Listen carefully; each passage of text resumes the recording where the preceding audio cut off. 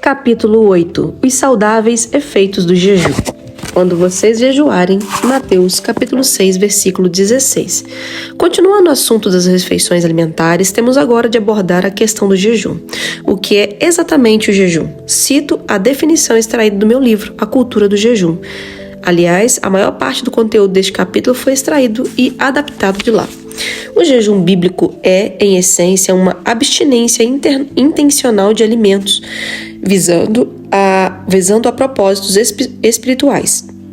Pode incluir, em períodos menores, a privação de ingestão de água, embora seja feito normalmente sem tal contenção.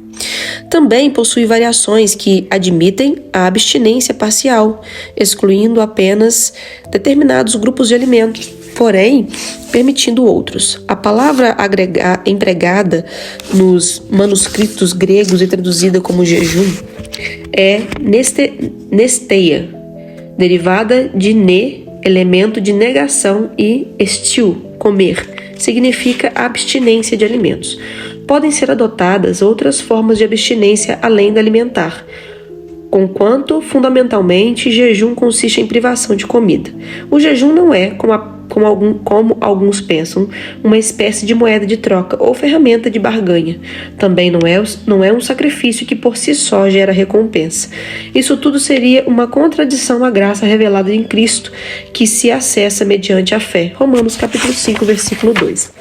Embora Jesus tenha garantido que havia recompensa e o Pai que vem em secreto lhe dará a recompensa, Mateus capítulo 6, versículo 18, o jejum não é em si mesmo o fator responsável pelo resultado, apesar de ser indubitavelmente um excelente auxílio para o exercício da fé, que sim conduz-nos a resultados. O jejum é, antes de mais nada, uma ferramenta utilizada na busca a Deus que contribui ao processo de rendição. Ele potencializa a mortificação da carne e seus apetites, de modo a levar-nos a aspirar desimpedidamente pelas coisas celestes. Outras bênçãos decorrentes de seu uso adequado são mera consequência. Elas constituem efeito colateral e não propósito. Para nós, cristãos, o propósito dessa abstinência alimentar autoimposta é, sobretudo, de ordem espiritual. Isso significa que o jejum possui propósitos espirituais, que nos levam a combiná-lo com oração e outras devoções, como adoração, além de leitura, meditação e estudo das Escrituras Sagradas. Não quer dizer, no entanto, que a lista de benefícios do jejum não inclui o aspecto físico e que o jejum não possa ser feito visando também o impacto saudável que exerce sobre o cuidado do corpo. Ainda que esse aspecto seja visto como mero efeito colateral, o impacto saudável na vida de quem o pratica de modo recorrente é inquestionável. O jejum é seguramente parte das disciplinas espirituais esperadas dos cristãos, ainda que alguns tentem se esquivar dessa prática usando desculpas teologicamente mal formuladas que alegam que esse tipo de abstinência não seja para nossos dias, ou passo que outros insinuam que, embora possamos jejuar, não significa que tenhamos de fazê-lo. O que a Bíblia diz acerca do jejum? Meu propósito aqui não é esgotar o tema, ato que me propus no já mencionado livro acerca do assunto, mas precisamos de algumas considerações básicas. As Escrituras ordenam que jejuemos, apesar de evidentemente não haver um imperativo, uma ordenança explícita sobre jejuar.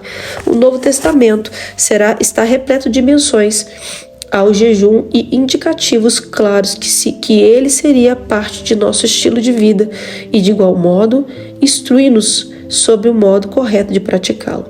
Ao considerar o ensino de Jesus, não há como negar que o Mestre contava que jejuássemos.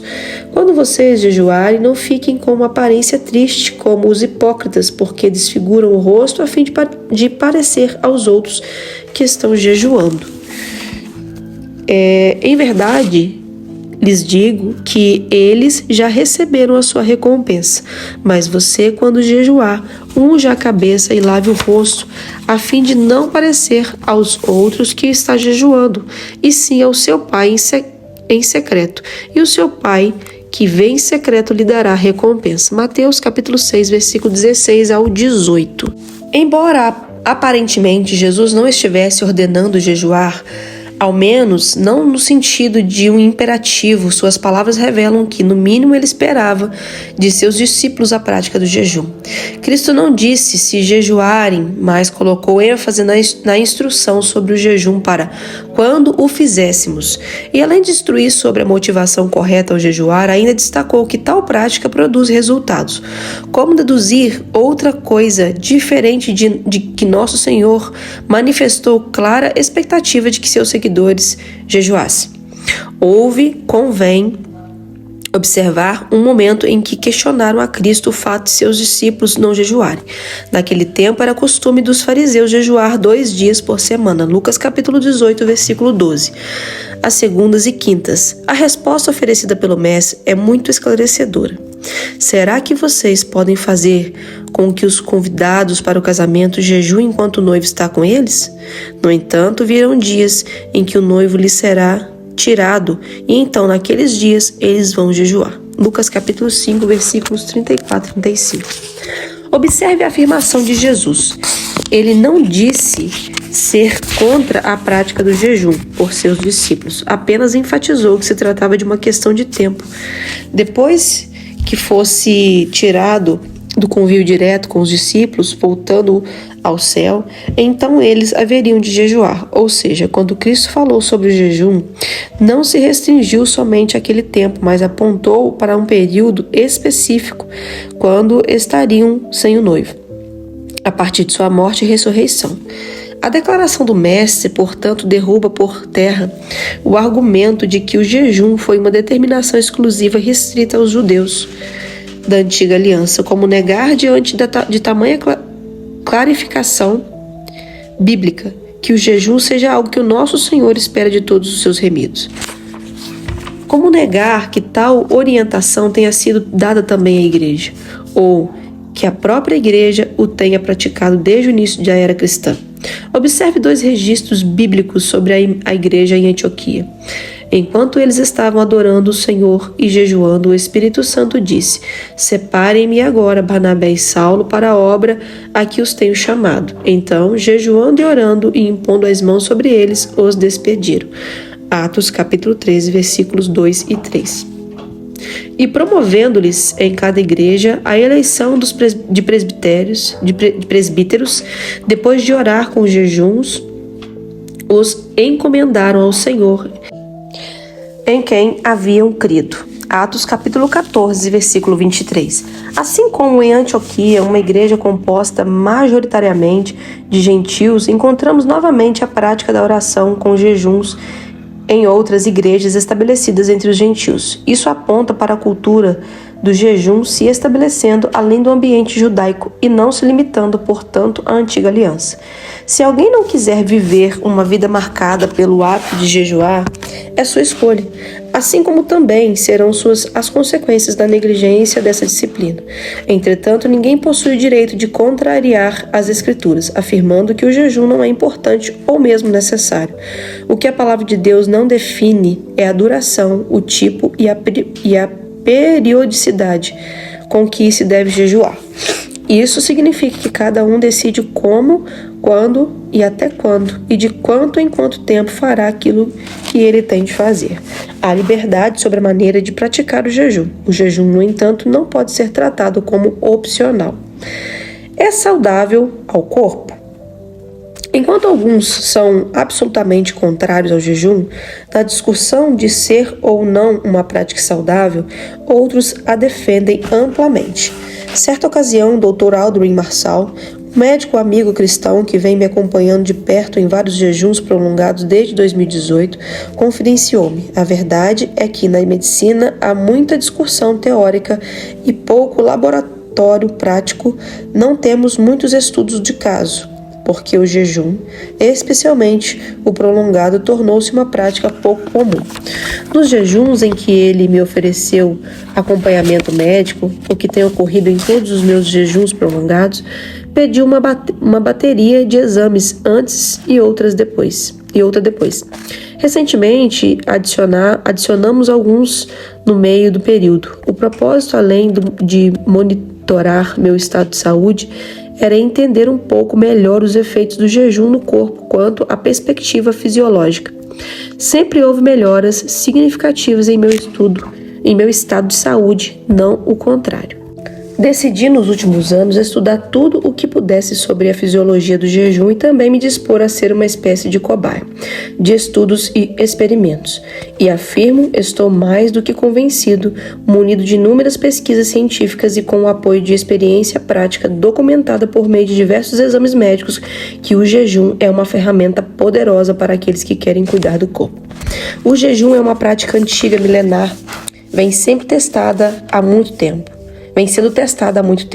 Os que a atacam normalmente não compõem o grupo dos que costumam jejuar, nem parecem apresentar estudos de caso consistentes. Comumente oferecem especulações teóricas e, não raro, preconceituosas. O Dr. Jason Funk, nefrologista reconhecido como um dos maiores especialistas mundiais na prática do jejum para a perda de peso e reversão da diabetes tipo 2, autor do livro O Código da Obesidade, é um defensor do jejum e reconhece-o como um antigo remédio. O jejum é um dos remédios mais antigos da história humana e tem sido parte da prática de quase todas as culturas e religiões do planeta. Como uma tradição de cura, o jejum tem uma longa história. Hipócrates de Cos é considerado por muitos o pai da medicina moderna. Entre os tratamentos que ele prescreveu e preferiu, encontra-se o jejum e o consumo de vinagre de maçã. Hipócrates escreveu: comer quando você está doente é alimentar sua doença. O escritor grego antigo e historiador Plutarco, aproximadamente 46 a 120 décadas depois de Cristo, também refletiu esses sentimentos. Ele escreveu: em vez de usar remédios, é melhor jejuar hoje. Platão e seu estudante Aristóteles também foram apoiadores convictos do jejum. Os gregos antigos acreditavam que o tratamento médico poderia ser descoberto por meio da observação da natureza. Os seres humanos, assim como os animais, não comem quando adoecem. Pense na última vez que você teve um resfriado. Provavelmente a última coisa que você gostaria de fazer era comer. Jejuar parece uma resposta universal a diversas formas de doenças e está conectada à herança humana tão antiga quanto a própria humanidade. O jejum é, de certa forma, um instinto. Outros gigantes intelectuais também foram grandes proponentes do jejum. Paracelso, entre 1493 a 1541, o fundador da toxicologia e um dos 3 pais da medicina oriental moderna, junto com Hipócrates e Galeno, escreveu: o jejum é o maior dos remédios, é o médico interior. Benjamin Franklin, entre 1706 a 1790, um dos pais fundadores dos Estados Unidos da América e reconhecido por seu grande conhecimento, certa vez escreveu sobre o jejum: o melhor de todos os remédios é o repouso e o jejum. As pessoas que justificam não jejuarem alegando não se tratar de uma prática saudável, devo dizer que estão ignorando pesquisas e apontamentos médicos robustos. Além disso, creio que muitas delas desconhecem de forma prática os impactos do jejum em seu próprio corpo, especialmente o efeito desintoxicador. Asseguro que é impressionante como o intestino não apenas é limpo, mas também se regula depois do jejum. A limpeza da pele é perceptível com poucos dias. Ânimo, vigor e energia são todos positivamente afetados. Valnice Milhomes comenta que morre mais gente por falta de jejum do que de comida. Se houvesse mais jejum, haveria menos doenças. O maior questionamento, portanto, não deveria ser quão saudável ou não é a prática do jejum, e sim se devemos, biblicamente falando, jejuar. Hipoteticamente, se os cientistas comprovassem que orar não é saudável, eu ainda seguiria praticando a vida de oração. Por quê? Porque tem um direcionamento bíblico claro acerca da oração e não faria deliberadamente nenhuma escolha contrária às Escrituras. Comecei a jejuar por causa daquilo que a palavra de Deus diz e não porque, cientificamente falando, seja aconselhável jejuar. Não obstante, devemos concluir com o uso de uma lógica simples que a mesma Bíblia, que nos orienta a não destruir o corpo, o templo do Espírito Santo, não nos orienta a uma prática não saudável. Portanto, afirmo, o jejum feito de modo correto é saudável não só para a vida espiritual, como também para o nosso corpo. Questionar esse fato é questionar as próprias Escrituras. E além da questão da fé, ainda temos a ciência ao nosso lado. E cito o Dr. Funk: faz mal à saúde? A resposta é não. Estudos científicos concluem que o jejum traz benefícios significativos à saúde. O metabolismo aumenta, a energia aumenta e a glicemia diminui. O Dr. Audrey Marshall, em apêndice médico científico para o meu livro A Cultura do Jejum, comenta: o aspecto espiritual do jejum não pode ser separado do médico científico e, para isto, faz-se necessário entender quais mecanismos bioquímicos estão por trás do ato de jejuar e quais os benefícios advindos dessa prática milenar que transcende culturas e religiões. Em 2016, o cientista japonês Yoshinori Hoshimi recebeu o Prêmio Nobel de Medicina por seus estudos sobre autofagia. O termo autofagia se origina das palavras gregas auto, que significa eu, e phagein, que significa comer. Assim, autofagia significa autocomer. Essencialmente, é um mecanismo do corpo que se ocupa de livrar-se de todas as máquinas celulares antigas, defeituosas, organelas, proteínas e membranas celulares, quando não há mais energia suficiente para sustentá-las. É um processo regulamentado e ordenado para degradar e reciclar componentes celulares. A autofagia foi descrita pela primeira vez em 1962, quando os pesquisadores notaram um aumento no número de lisossomos, a parte da célula que destrói o material antigo, em células hepáticas de ratos após a infusão de glucagon. O cientista também ganhador do Prêmio Nobel, Christian de Duve, foi quem cunhou o termo autofagia, sob o processo em suma, partes subcelulares danificadas e proteínas não usadas tornam-se marcadas para destruição e em seguida são enviadas aos lisossomos para que termine o trabalho de destruí-las. Diante do conhecimento adquirido sobre processos celulares fundamentais e a homeostase, equilíbrio das células, vários artigos começaram a ser publicados sobre a possível relação entre a prática do jejum e a otimização do processo de autofagia e seus efeitos sobre a longevidade saudável e a prevenção de doenças. No contexto médico, podemos classificar o jejum em 3 categorias.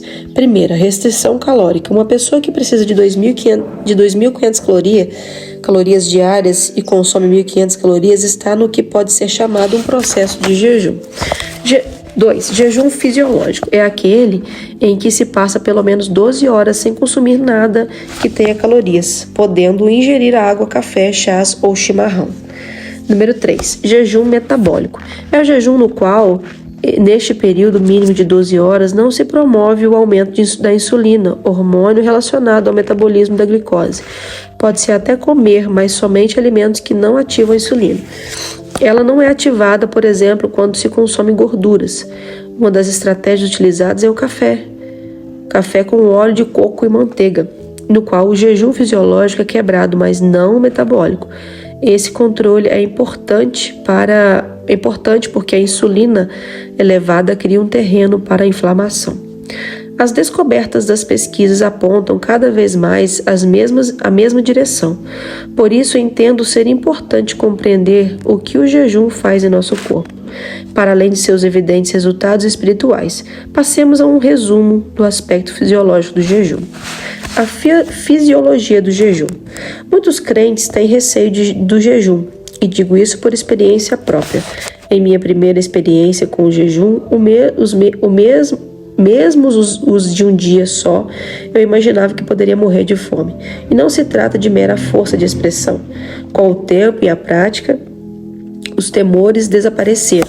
Constatei não apenas que há ameaças ao corpo, salvo exceções que indicarei adiante, como, pelo contrário, há benefícios provenientes da desintoxicação promovida pela abstinência alimentar.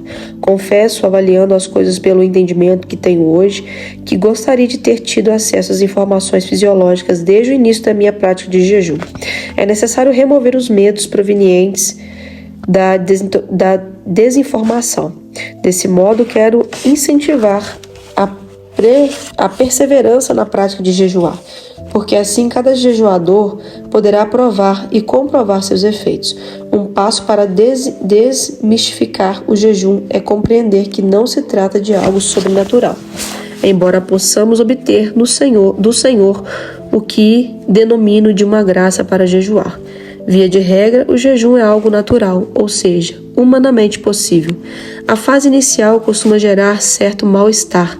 Em caso de jejum prolongado, pode levar 3 dias para que os sintomas de desintoxicação desapareçam. Tudo dependerá de quão saudável é a alimentação de cada um e se houve ou não preparo para esse tipo de jejum. Já ouvi desculpas das mais absurdas para não jejuar, mas uma merece destaque: é que eu fico com fome. Disse alguém. Respondi rindo. A ideia é justamente essa. Sim, há um medo da fome, porém mais que isso, as pessoas receiam não apenas a fome em si, mas o que ela pode fazer ao corpo. Por isso é fundamental trazer à tona o aspecto fisiológico do jejum, para que tal engano seja desfeito e o medo se dissipe. Para melhor esclarecer o ponto, citarei outra explicação do médico Jason Funk, extraído do livro O Código da Obesidade. Dr. Funk possui larga experiência e também um belo laboratório de análise no tratamento de obesos e diabéticos do tipo 2, tendo como uma de suas principais ferramentas o jejum. Observe o que ele diz sobre o efeito do jejum no corpo humano. A glicose e a gordura são as principais fontes de energia do corpo. Quando a glicose não está disponível, o corpo se ajusta para usar a gordura, sem qualquer prejuízo à saúde. A transição do estado alimentado para o estado de jejum ocorre em várias etapas. Primeiro, a alimentação. Durante as refeições, os níveis de insulina aumentam. Isso permite a absorção de glicose por tecidos como o músculo ou cérebro para o uso direto como energia. O excesso de glicose é armazenado como glicogênio no fígado. 2. A fase por absorção. 6 a 24 horas após o início do jejum, os níveis de insulina começam a cair. A quebra do glicogênio libera a glicose para energia. Os depósitos de glicogênio duram aproximadamente 24 horas. Terceiro, glicogênese. 24 horas a 2 dias. O fígado fabrica nova glicose a partir de aminoácidos e glicerol. Em pessoas não diabéticas, os níveis de glicose caem, mas permanecem dentro da faixa normal.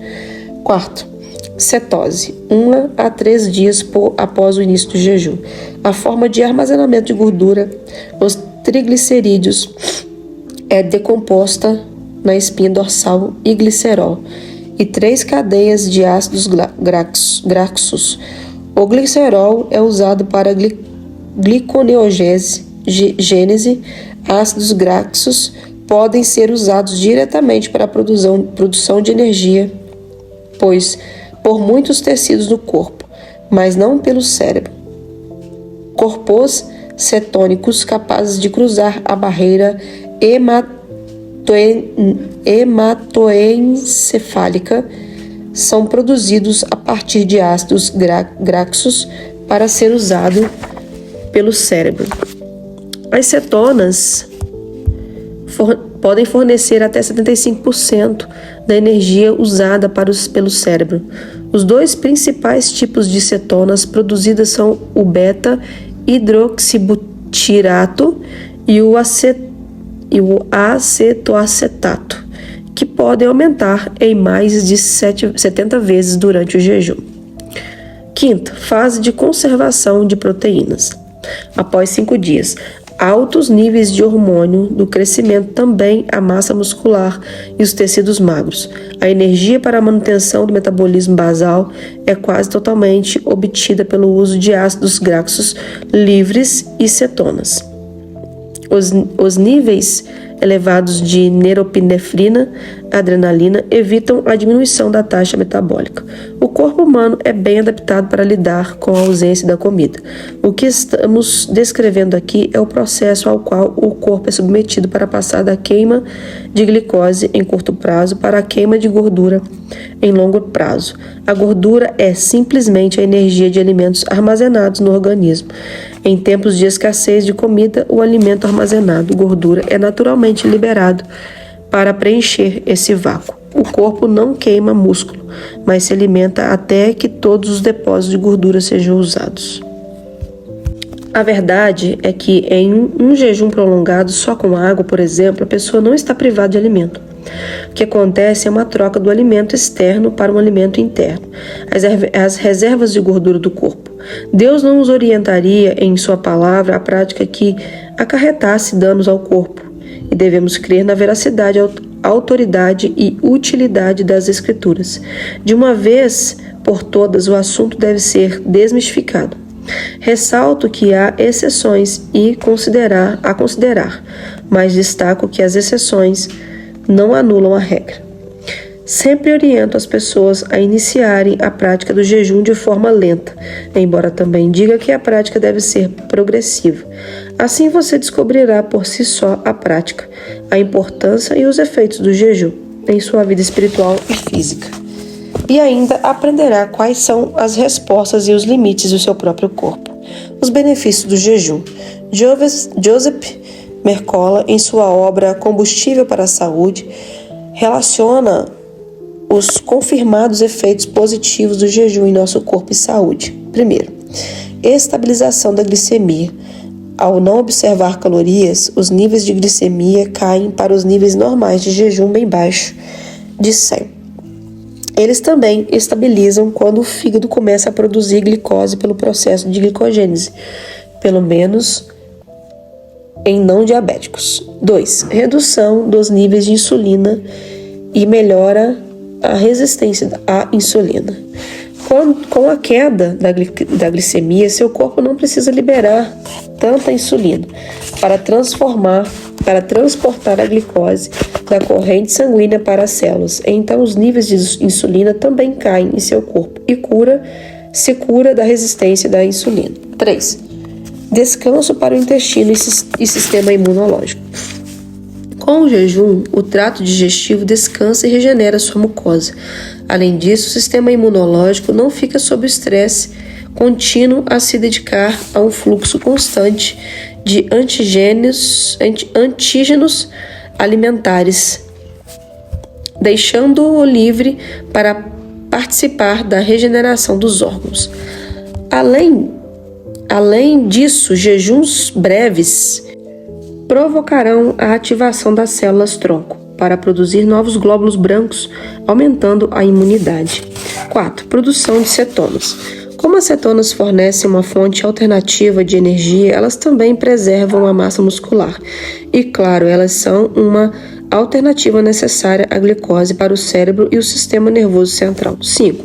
Aumento da taxa metabólica. Seus níveis de adrenalina se elevam para dar energia na ausência de alimentos, significando que sua taxa metabólica geral aumenta, em oposição ao mito de que o jejum paralisa o metabolismo e coloca seu corpo em modo de fome. 6. Limpeza das células danificadas. O jejum provoca a autofagia, uma rotina de limpeza natural usada por seu corpo para limpar resíduos celulares, incluindo toxinas, enquanto também recicla os componentes celulares danificados. A autofagia, ou comer a si mesmo, contribui com muitas funções importantes, ajudando suas células-tronco a reter a habilidade de manter e reparar seus tecidos, refrear a inflamação, desacelerar o processo de envelhecimento, diminuir o crescimento do câncer e otimizar a função biológica. 7. Diminuição da fome. Ao contrário da crença popular, uma vez adaptado ao jejum, suas sensações subjetivas de fome diminuem. Por quê? Em grande parte do porque o jejum baixa os níveis de insulina e leptina e melhora a sensibilidade aos receptores de insulina e leptina. Essas duas melhorias metabólicas ajudam a mobilizar a oxidação das reservas de gordura e outros grandes incentivos hormonais à obesidade e doença crônica. 8. Perda do excesso de gordura corporal. Nos meus 30 anos de clínica prática, eu percebi claramente que o jejum intermitente foi uma das formas mais eficazes e fáceis de se livrar do excesso de gordura corporal sem perder a massa magra. Quando você passa um longo período sem comer, você consome menos calorias gerais, significando que a composição corporal é naturalmente regulada para proporções ideais. 9. Redução dos níveis de hormônios que provocam o câncer. Fazer intervalos regulares da ingestão de alimento não só reduz os níveis de insulina e leptina, mas também o fator de crescimento semelhantes à insulina tipo 1 e IGF-1, um hormônio potente que age na sua glândula pituitária para induzir efeitos metabólicos e endócrinos poderosos, incluindo o crescimento e a replicação celulares. Os níveis elevados de IGF-1 estão associados com muitos cânceres, incluindo o de mama e o de próstata. As células cancerígenas têm mais receptores para esse hormônio do que os normais, e a redução dos níveis de IGF-1 está associada com uma proliferação celular reduzida em muitos cânceres. O jejum também reduz os níveis das citocinas pró-inflamatórias, pequenas proteínas que também têm uma função na promoção do câncer. 10. Desaceleração do envelhecimento. Além de aumentar os níveis de hormônio do crescimento humano, o jejum diminui o acúmulo de radicais livres nas suas células, prevenindo assim o dano oxidativo a proteínas celulares, lipídios e DNA. O dano é muito associado com o envelhecimento e a maioria das doenças crônicas. O jejum também inibe a via da proteína alvo da rapamicina em mamíferos, que é uma via de sinalização celular antiga que controla a insulina e leptina e o IGF-1 e é responsável pelo crescimento ou reparo, dependendo se for estimulada ou inibida. Inibir a TOR é precisamente seu objetivo. Se sua intenção for regular para cima a manutenção e o reparo, aumentar a longevidade e reduzir seu risco de câncer. Isso significa que é uma boa ideia para quase todo mundo, exceto fisiculturistas e atletas competitivos. 11. Estimula a queima de gordura. Ao comer o dia todo, você nunca precisa recorrer às suas reservas de glicose armazenada. Quando você passa pelo menos 18 horas sem se alimentar, se você ainda não estiver queimando a gordura como principal combustível para o seu corpo, ou 13 horas se estiver as reservas de glicogênio no seu fígado se esgotarem radicalmente, nesse ponto o seu corpo é forçado a recorrer à sua reserva de gordura para ter energia. E aqui começa o estado da queima de gordura. 12. Proteção do fundamento cerebral. O jejum também pode ter um impacto benéfico no seu funcionamento cerebral e pode até ser a chave para a prevenção da doença de Alzheimer e outros transtornos mentais crônicos. E o Dr. Mercola ainda acrescenta: outro benefício desse jejum é que você conseguirá passar horas sem uma queda de energia, porque a gordura fornece uma fonte de combustível contínua, ao contrário da glicose, que provoca picos de glicose, insulina, pontadas de fome frequentes e quedas de energia. Contraindicações.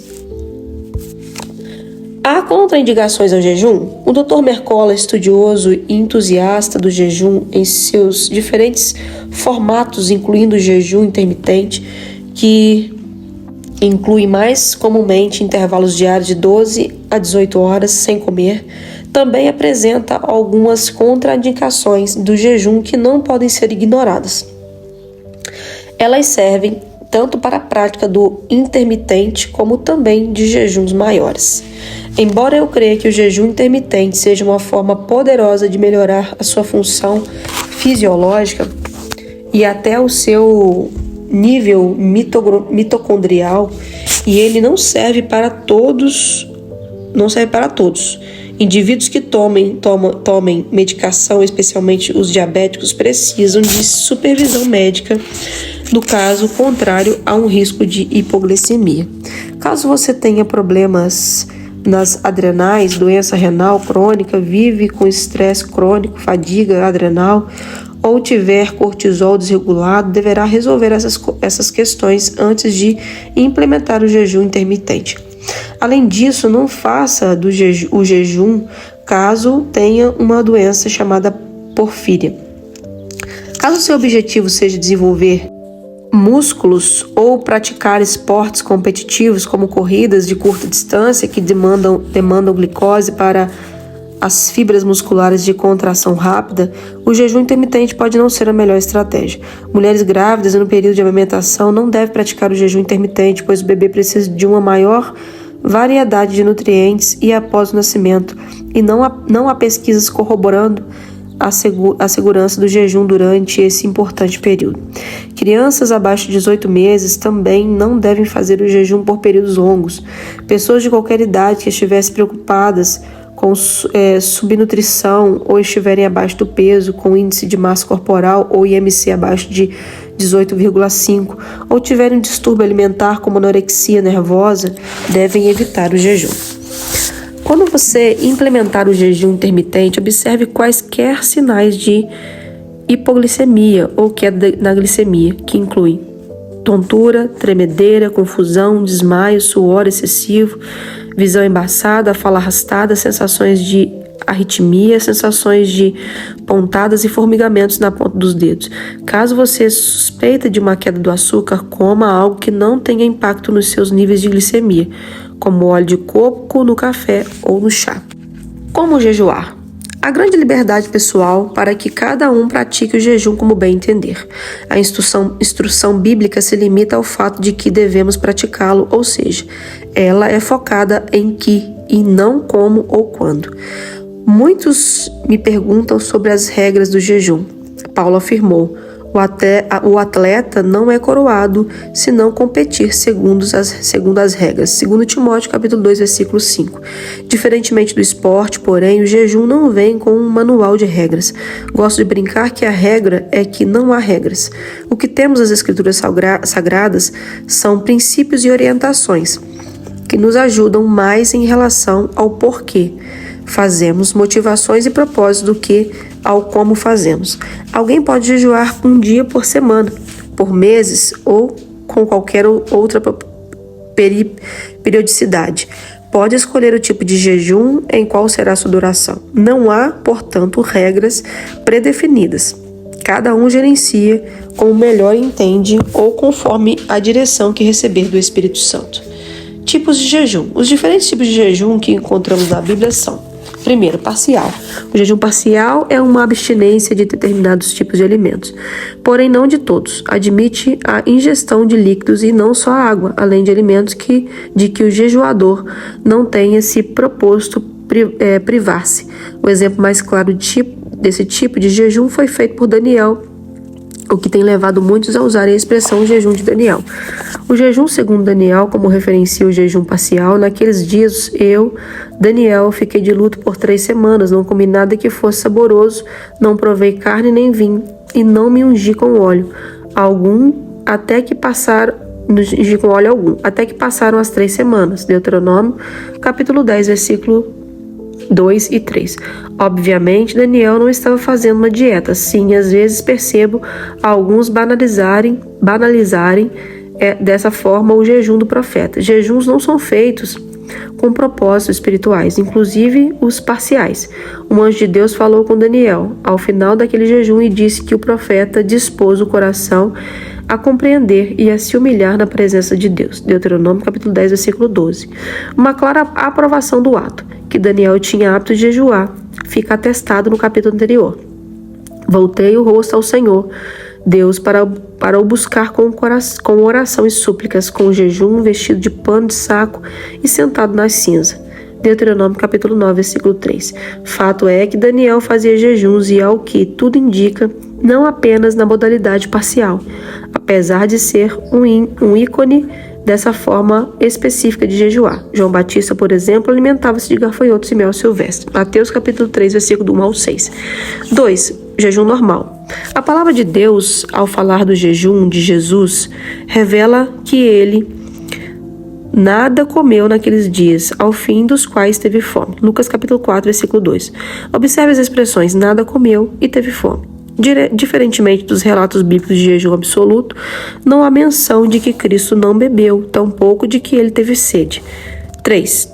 Jejum total ou absoluto. O jejum total ou absoluto, como alguns preferem denominar, caracteriza-se pela abstinência completa, ou seja, não se trata apenas da abstinência de alimentos, mas também de água. É um dos mais austeros tipos de jejum.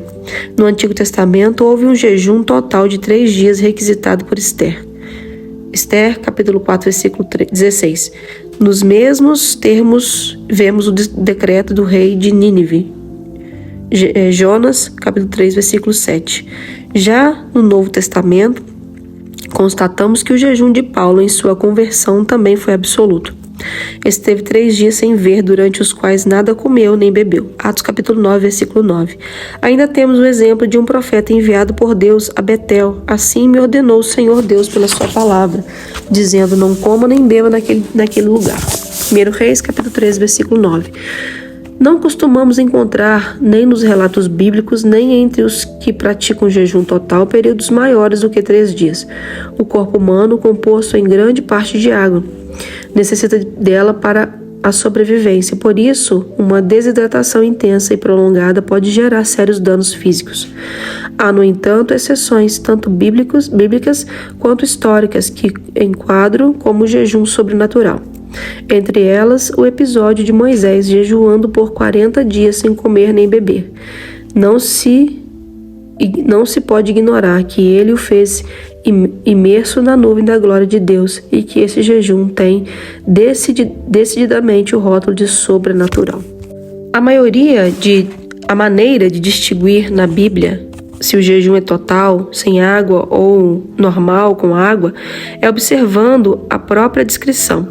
Quando de fato não houve ingestão de água, os escritos mencionam tal nível de abstinência. Veja o exemplo de Esdras.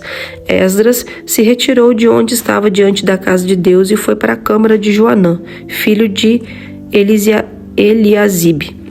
Ao entrar ali, não comeu pão nem bebeu água, porque pranteava por causa da infidelidade dos que tinham voltado do exílio. Esdras, capítulo 10, versículo 6. Contudo, quando a Bíblia não detalha essa especificidade, é porque houve ingestão de água. Em resumo, o jejum normal é a abstinência de todo tipo de alimento, contudo, sem privação de água, diferenciando assim do jejum total. De todos os tipos de jejum, o parcial é o que possibilita a maior diversidade. Alguém pode permanecer muitos dias fazendo uso do jejum intermitente, por exemplo, pulando certa quantidade de refeições. Outro pode não diminuir a quantidade de refeições, mas incluir privação de determinados alimentos. É possível passar dias apenas com sucos e frutas e caldos de legumes, como tenho afirmado com recorrência. Cada um determina seu próprio tipo de jejum, ou segue uma direção personalizada do Espírito Santo. Ademais, é possível somar a jejuns regulares também uma vida jejuada. A exemplo de Daniel e João Batista. Trata-se de uma rotina de abstenção alimentar parcial com benefícios patentes ao corpo e ao Espírito Santo. Duração. Quanto tempo deve durar um jejum? Como já estabelecido, a Bíblia não determina regras. Cada um é livre para escolher quando, como e quanto jejua. É possível, contudo, encontrar exemplos de jejuns com duração distinta nas Escrituras. Eles não necessariamente determinam a duração, de nosso jejum, mas amplia nossa perspectiva, principalmente acerca da possibilidade de jejuar por períodos maiores.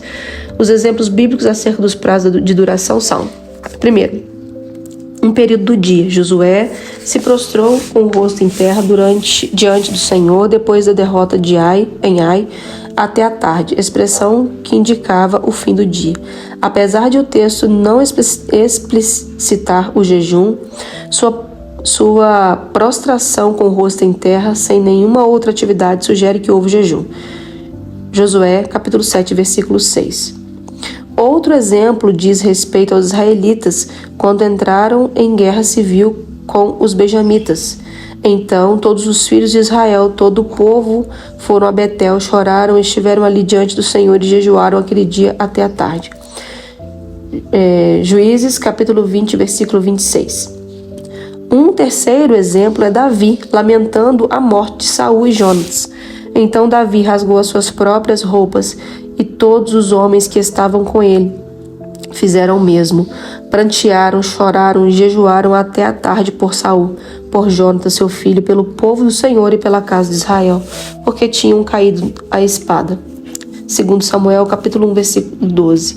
Alguns especulam que a expressão até a tarde significa o ciclo do dia completo dos hebreus e não se trata de apenas uma parte do dia. Entretanto, no caso de Josué, como no de Davi, o jejum foi decidido de improviso ao longo do dia, depois da notícia recebida. Isso implica um jejum inferior a 24 horas. Segundo, primeiro dia. O jejum do dia da expiação, como já vimos, acontecia um dia consagrado ao Senhor e era observado por 24 horas. Levíticos 16, versículos 29 e 31. Então é um dia, não é primeiro não, é um dia. Depois o terceiro ponto, 3 dias de jejum. Tanto o jejum de Esther, Esther capítulo 4, versículo 16, como o de Paulo em Atos capítulo 9, versículo 9, tiveram essa duração. Quarto ponto, 7 dias de jejum. Entre os exemplos de jejuns com uma semana de duração estão os dos moradores de Jabes de Gileade, por luto por ocasião da morte de Saul, 1 Samuel capítulo 31, versículo 13, e o de Davi, quando intercedia pela criança gerada por Batseba, 2 Samuel capítulo 12, versículo 15 ao 18. Quarto ponto, 14 dias. O jejum involuntário de Paulo e dos que com ele estavam no navio durou 2 semanas, em meio a uma grande tormenta. Atos capítulo 27, versículo 33. Quinto ponto, 21 dias. O jejum de Daniel em favor de Jerusalém durou 3 semanas inteiras. Deuteronômio capítulo 10, versículo 3. Sexto ponto, 40 dias. Exemplo de jejum por 40 dias. Maior prazo encontrado na Bíblia são o de Moisés. Êxodo capítulo 34, versículo 28. E o do Senhor Jesus no deserto. Lucas capítulo 4, versículo 1 ao 2. Quando menciono o jejum intermitente, um extraordinário recurso para o cuidado do corpo, alguns me perguntam em qual tipo ele se encaixa. A expressão intermitente significa intervalo ou interrompido e tem mais a ver com o quesito duração do que com o tipo de jejum. Trata-se de determinar uma janela diária de tempo para se alimentar e deixar de comer no restante do dia, a maior parte dele. Um exemplo disso que pratico frequentemente é comer apenas entre 12 horas e 18 horas e jejuar depois da última refeição de um dia até a primeira do dia seguinte. Dessa forma, alimento-me apenas durante um período de 6 horas por dia e permaneço sem comer pelas outras 18 horas. Preparação. A abstinência alimentar gera desconforto, isso é fato. Não precisa, contudo, ser algo insuportável ou um processo compulsório de sofrimento que não possa ser amenizado. A maioria das pessoas reclama de dor de cabeça, irritação, além da falta de energia e disposição, sintomas que são comuns em jejuns menores ou no início dos maiores. Evidentemente, o jejum é, em seu início, para a maioria das pessoas, uma experiência fisicamente desconfortável, o que destaca a importância de uma preparação. O preparo ideal depende do tipo de jejum. O jejum parcial, por exemplo, requer menos tempo de preparação que o normal e o total. No jejum parcial, o processo de desintoxicação será mais ameno, porque a pessoa ainda come apesar de diminuir a quantidade ou o tipo de alimento. No jejum normal e no total, contudo, a interrupção brusca de alimentação, a menos que se trate de alguém com alimentação altamente saudável, que não é o caso da maioria que consome produtos industrializados e processados, causará desconforto do primeiro ao terceiro dia. Essa é uma média genérica, podendo variar em certos casos. Para jejuns até 24 horas, a preparação não parece ser tão necessária quanto para os de 3 dias ou mais. Ainda assim, a decisão de remover de 3 a 7 dias antes do início do jejum alimentos com maior volume de toxinas, carne vermelha, café e determinados tipos de chá com alta quantidade de cafeína, pode aliviar as dores de cabeça, embora nem todas reajam da mesma forma à abstinência de cafeína. A maioria parece incomodar-se com a instrução do consumo. Não é o meu caso, por isso a preparação faz a diferença. O consumo de frutas e alimentos com fibras também ajudará a limpeza do intestino nos dias de preparação, algo que me tem sido um ótimo auxiliar nesse processo preparatório. Há muitos anos é o uso de carvão vegetal, que se pode adquirir nas farmácias sem necessidade de prescrição, embora seja tanto prudente quanto necessário, como eu fiz, consultar um médico sobre seu uso. E ao iniciar-se jejum, deve-se ingerir o máximo possível de água, de 2 a 4 litros por dia. Depois dos primeiros dias, parece ficar mais difícil tomar água. Beba então aos poucos, mas ao longo de todo o dia, exercícios que o levem a transpirar também são de grande auxílio no consumo da preparação visando a desintoxicação. Finalizo encorajando-o a fazer do jejum um estilo de vida. Passei a maior parte dos 2 últimos anos em jejuns intermitentes, mas como exposto, ainda podemos diversificar com o uso de jejuns parciais e também com os de um dia de duração por semana. Uma prática excelente para o descanso do sistema gastrointestinal e demais benefícios apresentados.